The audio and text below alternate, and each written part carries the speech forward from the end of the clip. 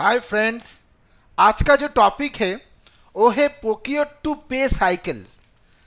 आपको पता है SAP MM module means procure to pay, इसीलिए इसको बोला जाता है P2P। आज मैं आपको पूरा साइकिल बताऊंगा। एसएपी एमएम प्रोक्योर टू पे, ये साइकिल क्या होता है, ये साइकिल कहाँ से स्टार्ट होता है, कहाँ जाके ख़त्म होता है, ये जो आपका साइकिल है, ये साइकिल का इंटायर प्रोसेस कैसे होता है, कहाँ से स्टार्ट होता है, उसके बाद कौन सा फेस में जाता है, ट्रांजैक्शन क्या होता है, उसका ट्रांजैक्शन कोड क्या होता है, एवं कहाँ जाके वो जो नेक्स्ट आपका जो साइकिल होता है जो एसएपी एफआई का, वहाँ जाके इंटीग्रेट होता है। तो फ्रेंड्स, आज का वीडियो देखिए, आपको पूरा पता चल जाएगा जे SAP J procure to pay cycle, ये साइकिल क्या है, उसका टी कोड क्या है, कैसे होता है, एंड टू एंड जो चीज़ है वो मैं बताऊंगा ये वीडियो पे। तो मैं हूं आपका दोस्त Tamal Nag and welcome to your channel Tamal IT tips and topics. Friends, अगर आप लोग मेरा चैनल पे नए हो तो प्लीज़ चैनल को सब्सक्राइब कीजिए, लाइक कीजिए, शेयर कीजिए एंड बगल में जो बेल बटन है उसको डेफिनेटली क्लिक करना नोटिफिकेशन के लिए। तो जैसे जैसे मेरा वीडियो आएगा आप लोग भी उसमें नोटिफाइड हो जाओगे, आपका पास भी उसका इंटीमेशन आएगा। तो चलिए फ्रेंड्स, स्टार्ट करते हैं आज का topic SAP procure to pay cycle.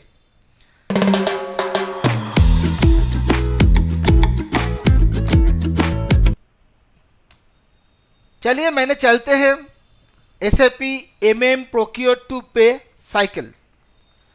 First, determination of material requirement. Determination of material requirement क्या है? जो आपको पता है मटेरियल रिक्वायरमेंट में जो एंड यूजर का तरफ से, जो डिपार्टमेंट का तरफ से रिक्वायरमेंट जाता है, जो उनका क्या रिक्वायरमेंट है, रॉ मटेरियल लगेगा तो कितना रॉ मटेरियल लगेगा, कौन सा रॉ मटेरियल लगेगा, उसका स्पेसिफिकेशन क्या है, अगर सर्विस का रिक्वायरमेंट है तो कौन सा सर्विस लगेगा, क्या सर्विस लगेगा, उसका स्पेसिफिकेशन क्या है। तो रिक्वायरमेंट पहले जाता है, पहले रिक्वायरमेंट जेनरेट होता है, जेनरेट होने का बाद वो रिक्वायरमेंट जाता है। रिक्वायरमेंट कहाँ जाता है? वो रिक्वायरमेंट जाता है, देखिए, मटेरियल डेटा सर्विस डेटा का साथ रिक्वायरमेंट जाता है आपका परचेज रिक्विजिशन टीम का पास रिक्वायरमेंट जाता है। तो ये जो मटेरियल डेटा है ये है मटेरियल मास्टर डेटा। तो मटेरियल मास्टर डेटा का स्पेसिफिकेशन का साथ परचेज रिक्विजिशन के लिए जाता है। ये जो एक्टिविटीज है ये एक इंटर डिपार्टमेंट एक्टिविटीज है। इस एक्टिविटीज में बाहर कोई भी सप्लायर वेंडर का कोई भी रिलेशन नहीं है। ये पर्टिकुलर डिपार्टमेंट है। सपोज पकड़ के चलिए, आपका रॉ मटेरियल डिपार्टमेंट और आपका प्रोडक्शन डिपार्टमेंट, क्या आपका स्टोर, उसका कुछ भी मटेरियल का सर्विस का रिक्वायरमेंट है। तो पहले क्या करेगा, वो रिक्विजिशन देगा। परचेज रिक्विजिशन डिपार्टमेंट का पास रिक्विजिशन आएगा। रिक्विजिशन स्लिप का थ्रू आ सकता है, रिक्विजिशन सिस्टम का थ्रू आ सकता है। रिक्विजिशन में रहेगा आपका क्या मटेरियल लगेगा, कितना क्वांटिटी मटेरियल लगेगा, उसका स्पेसिफिकेशन क्या है, सर्विस क्या लगेगा, सर्विस कब लगेगा, सर्विस का स्पेसिफिकेशन क्या है, वो आएगा आपका परचेज रिक्विजिशन टीम का पास। नेक्स्ट क्या होता है, अभी परचेज रिक्विजिशन टीम का पास रिक्वायरमेंट आया है। परचेज रिक्विजिशन टीम क्या करेगा, पीआर अप्रूवल करेगा। जैसे ही आपका परचेज रिक्विजिशन टीम का पास रिक्वायरमेंट आया तो रिक्वायरमेंट को वैलिडेट किया जाएगा। रिस्पेक्टिव डिपार्टमेंट हेड और रिस्पेक्टिव जो भी आदमी रहेगा वो परचेज रिक्विजिशन को वैलिडेट करेगा।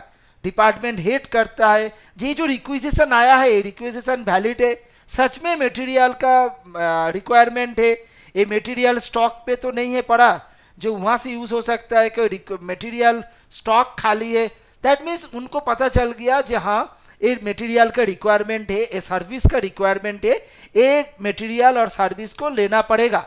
उसी टाइम में वो क्या करेगा, परचेज रिक्विजिशन का अप्रूवल देगा। जैसे ही परचेज रिक्विजिशन अप्रूवल हुआ तो रिक्वेस्ट फॉर कोटेशन, अभी ये RFQ बन गया, रिक्वेस्ट फॉर कोटेशन। ये RFQ क्या करेगा, RFQ चला जाएगा मल्टीपल वेंडर का पास। देखिए नेक्स्ट RFQ कहाँ जा रहा है, RFQ में क्या रहेगा, वेंडर डेटा नंबर रेंज। आपका पास जितना रजिस्टर्ड वेंडर है, आपका पास जितना वेंडर लिस्ट है, सबका पास ये RFQ जाएगा, रिक्वेस्ट फॉर कोटेशन, कोटेशन के लिए जाएगा। भैया बताओ आपका पास ये मटेरियल है क्या, आपका पास ये सर्विस है क्या, तो आप मेरे को इसका कोटेशन दो और उसमें ये बताओ आप कितना दिन का अंदर आप ये मटेरियल डिलीवर कर सकते हो, ये सर्विस डिलीवर कर सकते हो। तो जो वेंडर डेटा नंबर रेंज, जो वेंडर का जो मास्टर वेंडर डेटा जो नंबर रेंज होता है, उसका साथ आप सब वेंडर का पास भेज दिया रिक्वेस्ट फॉर कोटेशन के लिए। उसके बाद आता है मेंटेन कोटेशन। अभी आपका पास बहुत सारे कोटेशन आ रहे हैं, आपका जितना वेंडर लिस्ट था सबको आपने भेजा है, तो सबका पास से आपका पास कोटेशन आ रहा है, तो आप कोटेशन को मेंटेन कर रहे हो। अभी नेक्स्ट लेवल पे क्या होता है, नेक्स्ट लेवल पे होता है आपको वेंडर डिसाइड करना पड़ेगा। जब आप कौन सा वेंडर से लेंगे, उसमें पैरामीटर रहता है जो कौन सा वेंडर सबसे एलवान है, लोएस्ट कोट किया है, उनका सर्विस रिकॉर्ड देखिए, सर्विस अच्छा है, ऑन टाइम सर्विस देता है, मटेरियल अच्छा देता है, कमिटमेंट है उनका, तो वो सब पैरामीटर को जांच करके आप वेंडर डिसाइड किया, मतलब वेंडर को आप फाइनलाइज कर लिया। नेक्स्ट स्टेप क्या है, सॉरी, नेक्स्ट स्टेप क्या है, तो वेंडर डिसाइड हो गया। अभी नेक्स्ट स्टेप क्या है, तो वेरियस मास्टर डेटा आपको मिल गया, वेंडर डिसाइड कर लिया, आपका जितना सारे मास्टर डेटा है वो मास्टर डेटा आपका अप टू डेट हो गया। अभी हम जाते हैं परचेज ऑर्डर के लिए। अभी आप परचेज ऑर्डर बनाओगे, क्योंकि आपका पास PR आया था, परचेज रिक्विजिशन आपने अप्रूव किया, RFQ किया था, रिक्वेस्ट फॉर कोटेशन के लिए सब वेंडर का पास आपने मेल भेजा, सबको इंटीमेट किया जो मेरा ये सर्विस का मटेरियल का रिक्वायरमेंट है। आपको जितना सारे वेंडर के पास गया, सब वेंडर आपको कोटेशन भेजा, आपने कोटेशन को मेंटेन किया। वहाँ से अब आपका जो भी वेंडर सिलेक्शन का पैरामीटर है वो पैरामीटर जांच करके आप वेंडर डिसाइड किया, उसके बाद आपने परचेज ऑर्डर प्लेस किया। Purchase order is a legal entity between supplier and customer.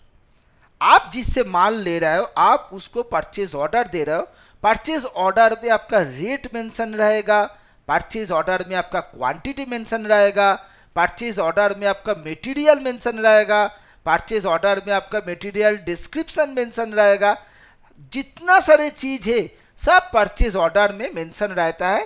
And it is a legal entity between customer and supplier. PR लेकिन आपका कोई भी एक्सटर्नल पेपर नहीं है, कोई भी एक्सटर्नल एक्टिविटीज नहीं है, it is inter department.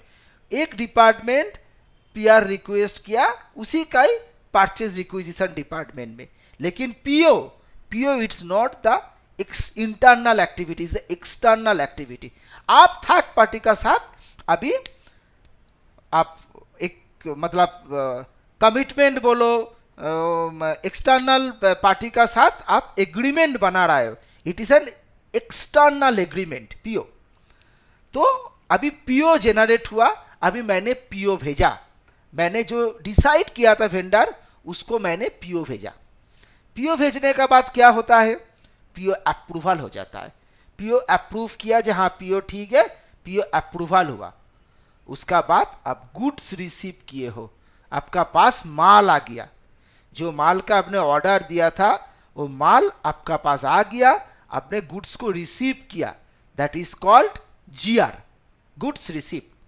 Goods receive होने का बाद क्या होगा? गुड्स रिसीव होने का बाद गुड्स का मूवमेंट होगा। वो गुड्स आपका स्टॉक में आ गया, वो गुड्स आपका स्टोर में आ गया। गुड्स स्टॉक में आने का बाद क्या होता है? गुड्स को आपका इंस्पेक्शन के लिए क्वालिटी में चला जाता है। अगर क्वालिटी पास हो गया तो गुड्स आपका स्टॉक अपडेट हो गया, गुड्स अपने आपका जो भी एग्जिस्टिंग गुड्स था उसका साथ ये गुड्स आके प्लस हो गया, आपका स्टॉक बढ़ गया। अगर आपका क्वालिटी पास नहीं हुआ तो ये गुड्स रिटर्न हो जाता है। तो मैंने गुड्स रिसीव किया, अभी गुड्स का मूवमेंट, गुड्स मूवमेंट का थ्रू मैंने गुड्स को स्टॉक पे अपडेट कर दिया। मैंने देख लिया जब मेरा गुड्स ठीक है, क्वालिटी इंस्पेक्शन हो गया, अभी मैंने गुड्स को अपडेट कर दिया। इसका बाद होता है आपका इनवॉइस रिसिप्ट। गुड्स का साथ पार्टी ने क्या करता है? आपको इनवॉइस भेजेगा, बिल भेजेगा। वो बिल में आपका क्वांटिटी रहेगा, रेट रहेगा, गुड्स का डिस्क्रिप्शन रहेगा, क्या गुड्स भेज रहा है वो रहेगा, सब कुछ रहेगा। वो है आपका गुड्स का साथ इनवॉइस आएगा, आपका पास बिल आएगा।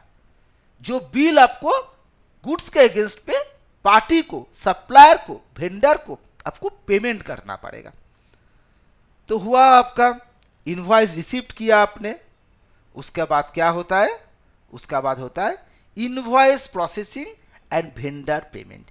ये जो invoice processing and vendor payment है, ये चीज मेनली आपका प्रोक्योर टू पे मतलब P2P साइकिल पे नहीं आता है।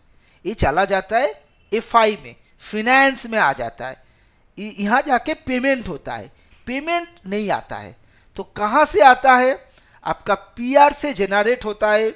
उसके बाद कहाँ से कहाँ तक आपका procure to pay cycle, SAP MM cycle कहाँ से कहाँ तक?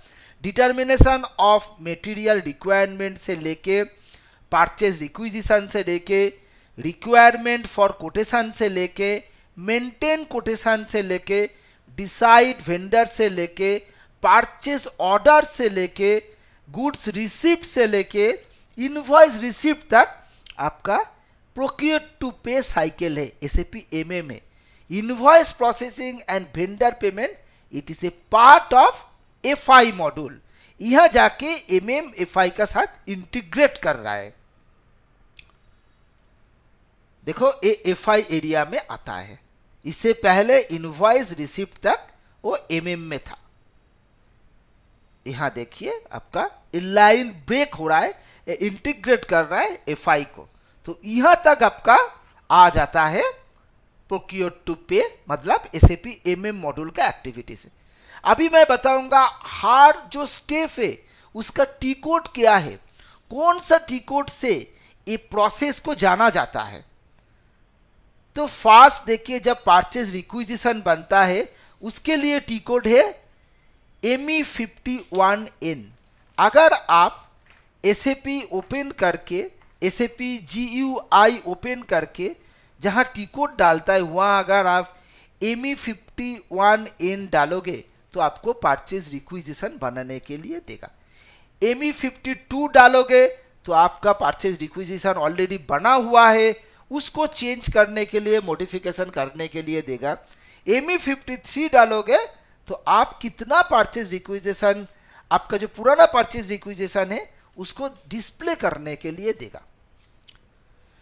नेक्स्ट, रिक्वेस्ट फॉर कोटेशन का क्या टी कोड है? रिक्वेस्ट फॉर कोटेशन का टी कोड है ME41। Request for quotation creation के लिए ME41, चेंज के लिए ME42 एंड डिस्प्ले के लिए ME43। नेक्स्ट आता है मेंटेन कोटेशन।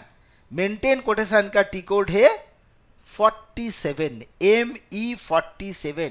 वहां से आप देख पाओगे मेंटेन कोटेशन, कितना कोटेशन आया है, उसका जो मेंटेन करके रखते हो आप, वो देखने का टी कोड है ME41।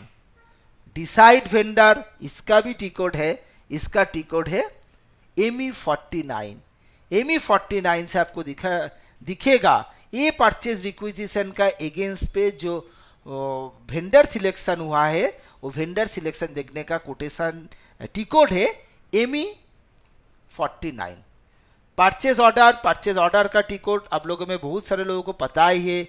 ME21 एंड से परचेज ऑर्डर देखते हैं, ME22 एंड से परचेज ऑर्डर को कुछ चेंज करना है, मॉडिफाई करना है, वो करते हैं, और ME23 एंड से इसको डिस्प्ले करता है।